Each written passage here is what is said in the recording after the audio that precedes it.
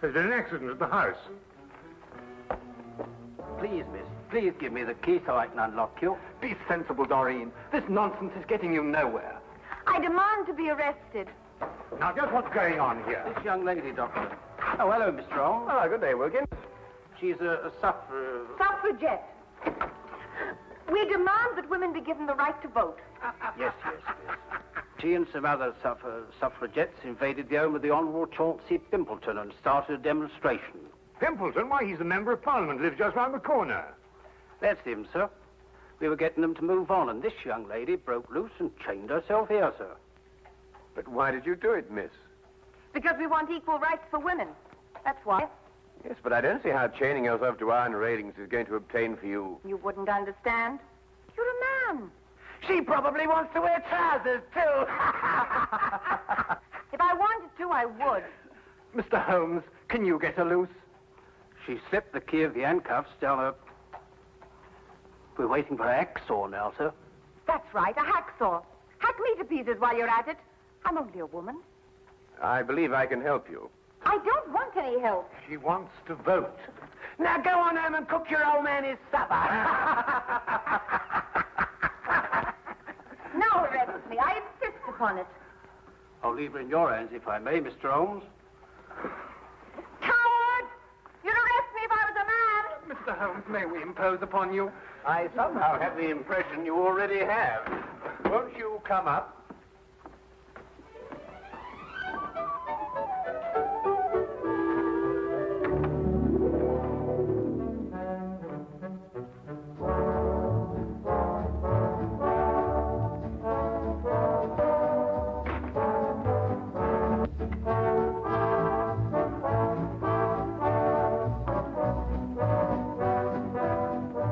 Permit me to introduce ourselves. This is my fiancée, Miss Doreen Meredith. First secretary to give the women the vote. I'm delighted to meet you, Miss Meredith. And I'm Henry Travers, personal secretary to Mr. Pimpleton. Oh, yes. I seem to remember that it was Mr. Pimpleton who led the attack on the Suffragette bill in the House the other day when it was defeated. And very, very resoundingly defeated. Yes, that old stuffed shirt. He'll be sorry. I wish you'd get out of this Give Women the Vote League, Doreen. It's dangerous.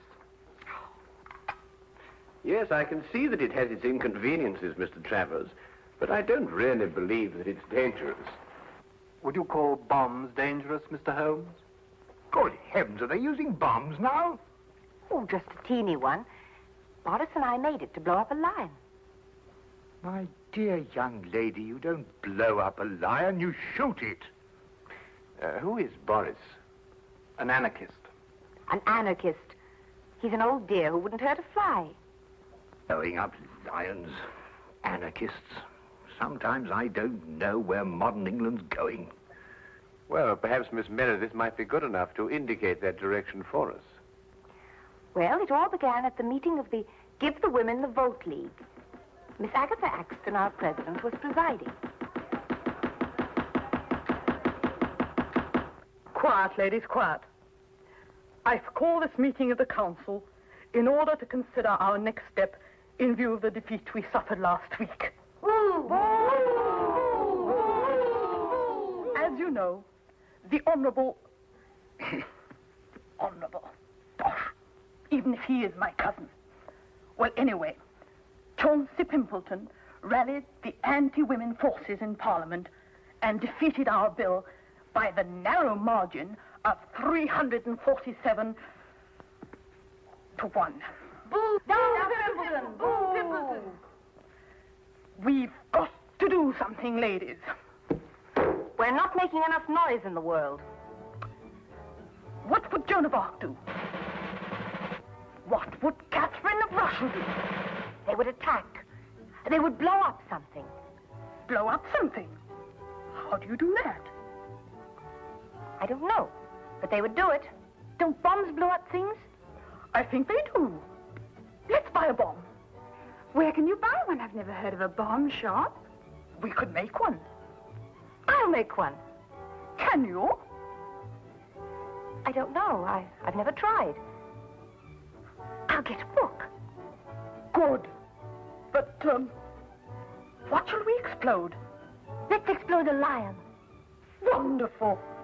We'll explode a lion. A very small one, of course. Well, anyway, I didn't know how to make a bomb. So, So she advertised in the Times. Wanted, a person who knows how to make a bomb. Oh, yes, yes. Dr. Watson and I read the advertisement. We tried to decipher it under the impression that it was a code. Never occurred to us for a moment that it meant what it said.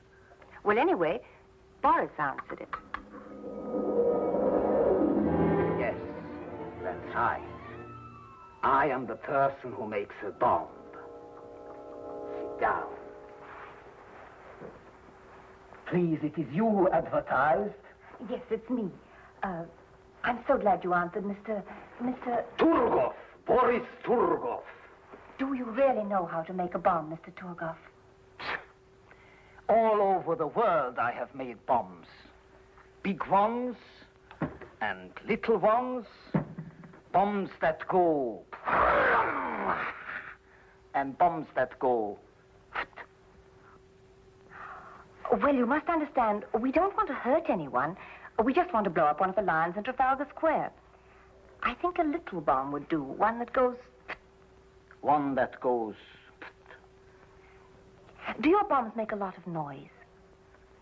Not those that go... Oh, I must ask you just another question. It's a matter of principle. Do you believe in the equality of the sexes? Please, I'm an anarchist. All I believe in is nothing. Oh, excuse me. That sounded funny. Have you the ingredients for the bomb, please? Oh, well, I'm afraid you'll think me an awful amateur, but I don't know what ingredients go into a bomb. Is nothing. We will go to the chemist and buy them.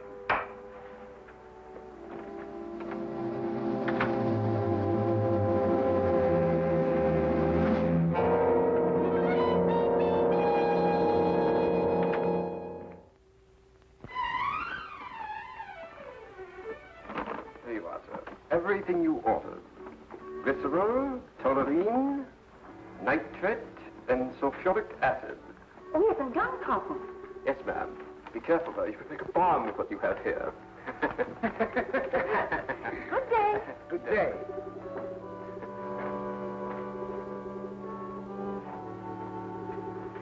Glycerol, toluene, nitrate, and sulfuric acid. Gunpowder. Good Lord, that's all they can make with the stuff. A bomb.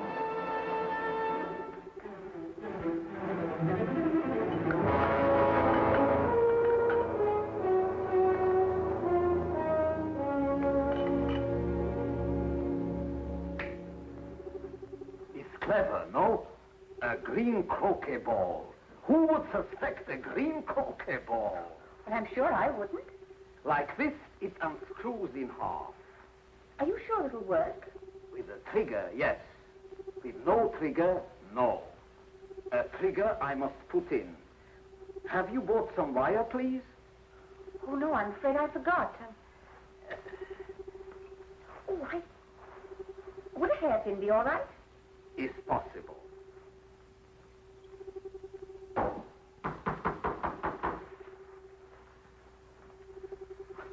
Hello, darling.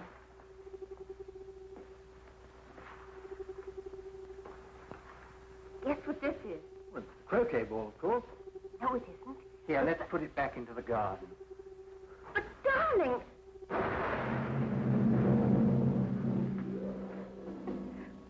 Well, fortunately, Boris made the wrong formula. It was only a small explosion. And so you made another bomb out of a croquet ball. Oh, yes, we went to work on it right away. Where is it? Here. Doreen! Good Lord, get it away from her, Holmes. Well, it won't go off unless it's hit very hard. Might I see it, Miss Meredith? Take care, my dear chap. That's no croquet ball, you know. That's precisely what it is, Watson. Just a very ordinary croquet ball with a crest on it. Why, that's Mr. Pimbleton's favorite croquet ball from his garden set.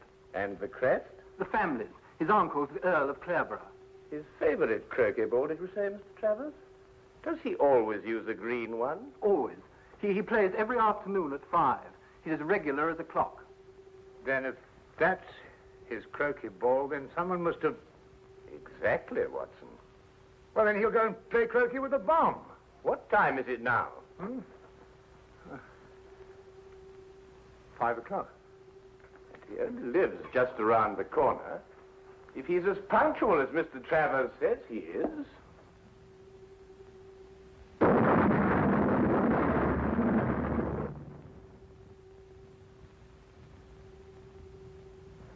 He is.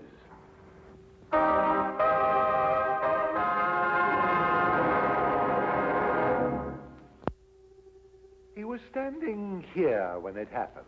It was his first swing at it. And that's the first time in the history of Scotland Yard a man's been killed that way. Oh, really, Lestrade? Was there anyone else with him at the time? Fortunately, no. Mr. Pimpleton had invented a game where he played alone. He always won that way. Tell you that ball, Holmes, might be another bomb. Oh, well, we'll soon know, won't we, Watson? Any other leads, Lestrade? Well, he received a delegation here in the garden. Oh, yes, I seem to have heard something about that. Yes, a girl named Doreen Meredith presented him with a suffragette's petition. Oh, really? Doreen Meredith.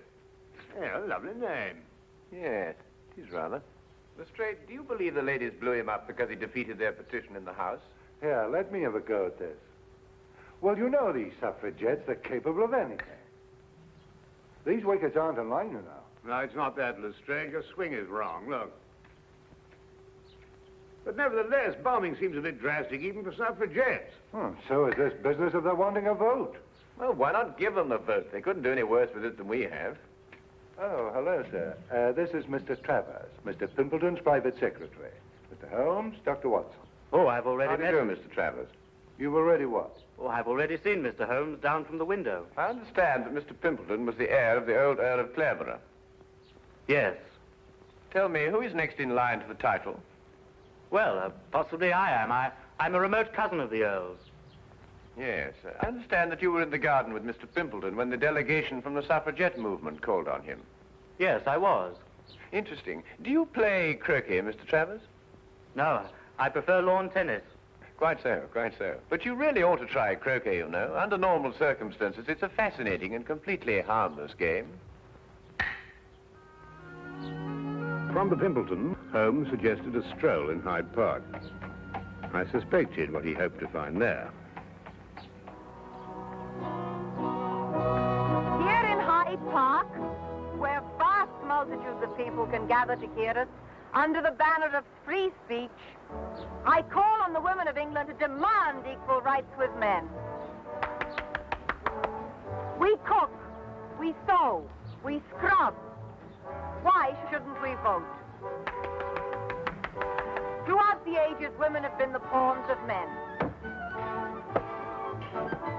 Men of England, hold your ground. Keep women where they belong, in the kitchen. Women of England, keep out of the kitchen. Give them the vote now, and in 5 years' time, they'll be running the country. Sir, I ask you, are women slaves? Sir, I ask you, are they capable of voting? I no speak English.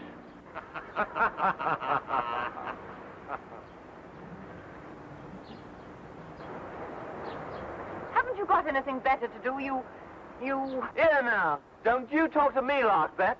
No rioting, please, or I'll have to ask you to move along. I was moving along anyway. I'm very particular whom I speak next to. Huh? Free speech.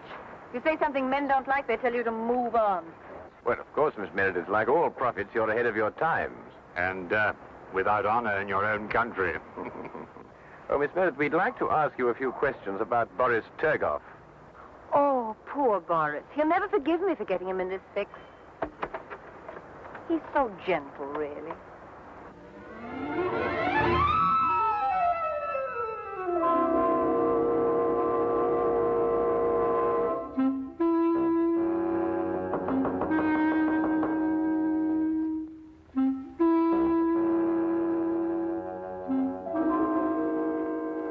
Is who there? Sherlock Holmes. You want what? I'd like to have a word with you, Mr. Turgoff.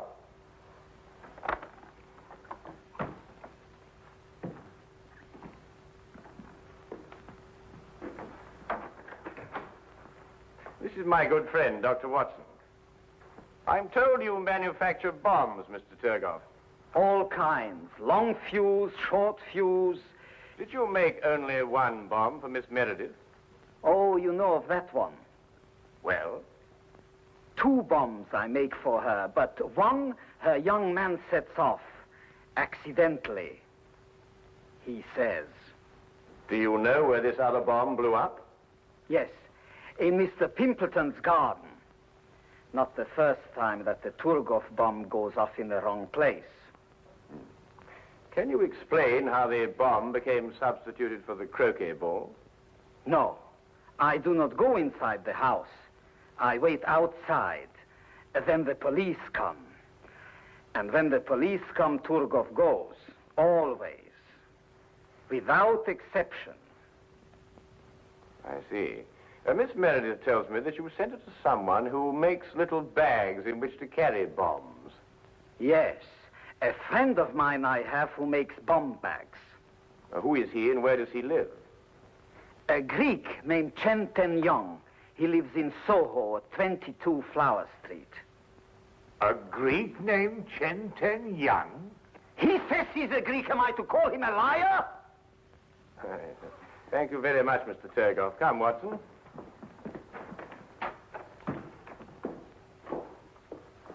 Mr. Turgoff, I wouldn't manufacture any more bombs if I were you. Scotland Yard's looking for you.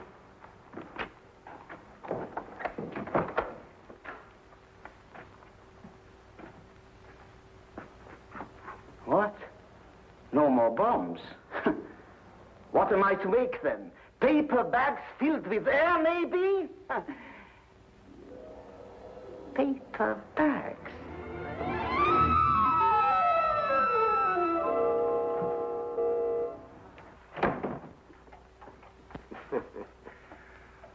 Now where, Holmes? Well, now a visit to Mr. Chen Ten Young, and then a bit of research at the College of Heralds. College of Heralds?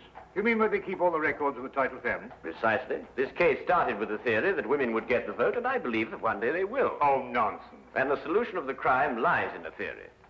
You mean some hidden factor we may have overlooked? Some subtle factor, Watson. Like a bomb?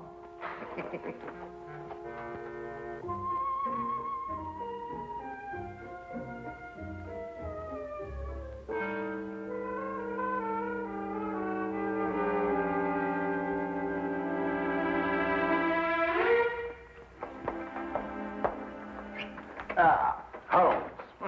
Dr. Watson? Isn't it a wonderful day? Yes, that's straight. You look very pleased with yourself. I am, Holmes, I am. I'm going to give you a sample of Scotland Yard at work. No magnifying glasses, just plain, ordinary police routine. Excuse me, Dr. Watson. Send him in, Wilkins. Very good, sir. Send who in?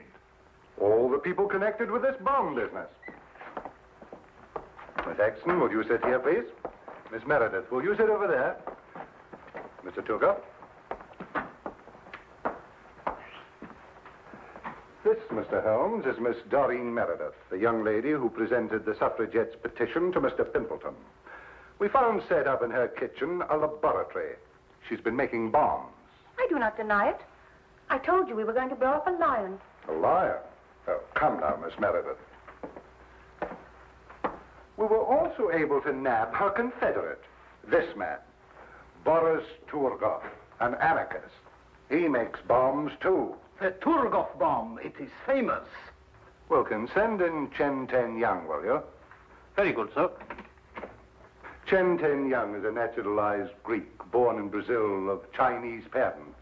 He makes little bags for carrying bombs. Fascinating occupation. Ah, Chen. Tell me, Chen, did this young lady order a bag from you? Yes, mister.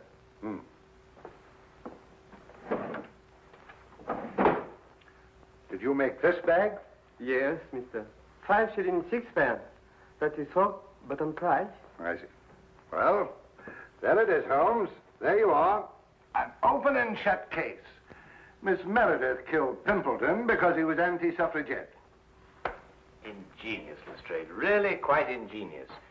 You know there's only one thing wrong with it. What? Neither Miss Meredith nor Mr. Torgoff are guilty. Oh, I didn't expect you to agree with me. You never have.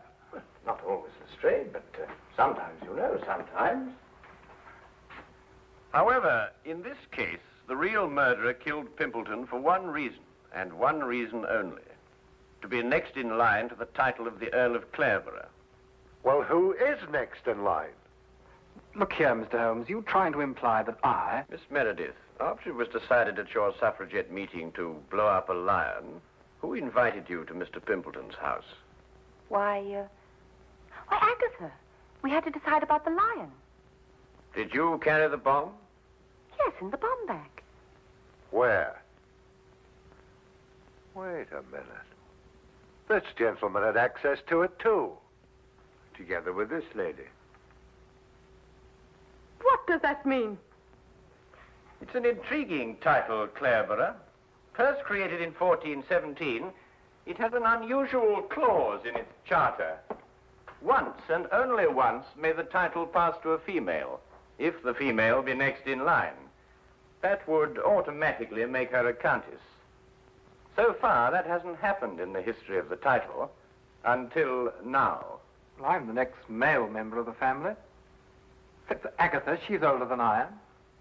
I refuse to sit here and... Watson! Thank you. You'll notice, Lestrade, that this bag is identical to Miss Meredith's. Chen, who ordered this second bag from you? This woman, mister. Uh-huh. Chen, why didn't you tell me this? You know ask me, mister. This man, he asked me. And you see, the switch was simple and premeditated, of course. Why, Miss Axton, how could you? Preposterous!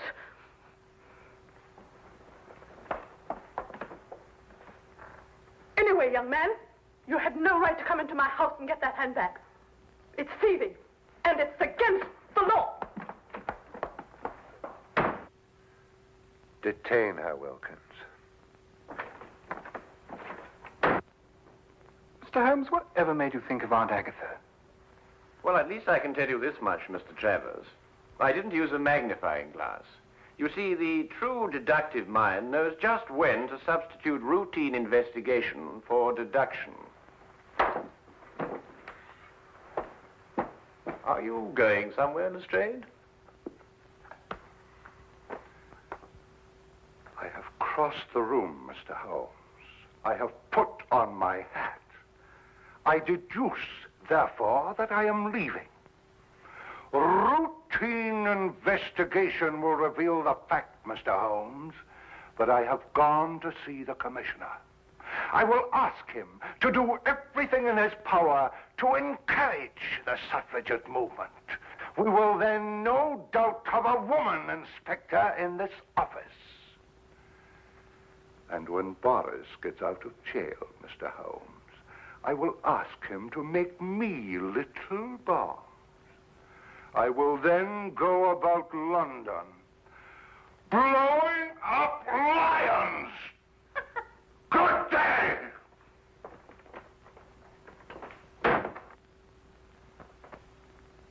You know, Holmes, I've been worried about his complexion lately. I think Lestrade needs a rest.